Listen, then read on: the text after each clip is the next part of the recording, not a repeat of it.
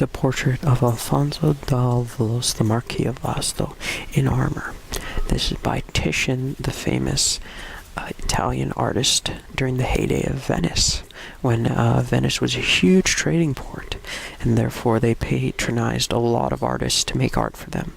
Titian was known as one of the greatest portrait painters, and this is what is known as a standing still portrait.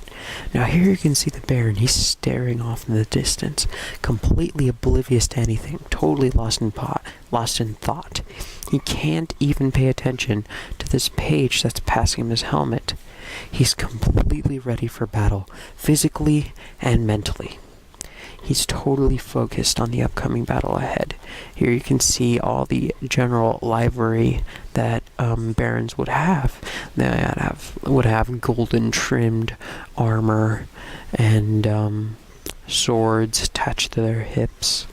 Their servants would be gearing them for war, and he is completely well depicted. Great brushstrokes right here. His nose is well crafted.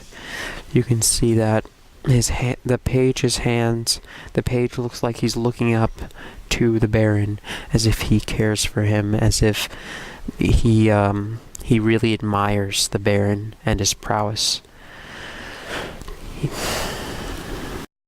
This is a painting of Venus and Adonis by Titian. Now this myth is basically Venus is trying to persuade her lover Adonis from going on a hunt, and on this hunt Adonis is killed by a wild boar. Now Titian really wanted to show how Venus was just begging Adonis not to go on this hunt. You see here she's sitting down, she's got her tiny little silk chemise on. He is completely ready for the hunt. You can see his hunting dog right here. He's got horns. You know, he's got his weapons ready. He's holding a club. In the background, you can see the verdant field where he's going to be hunting.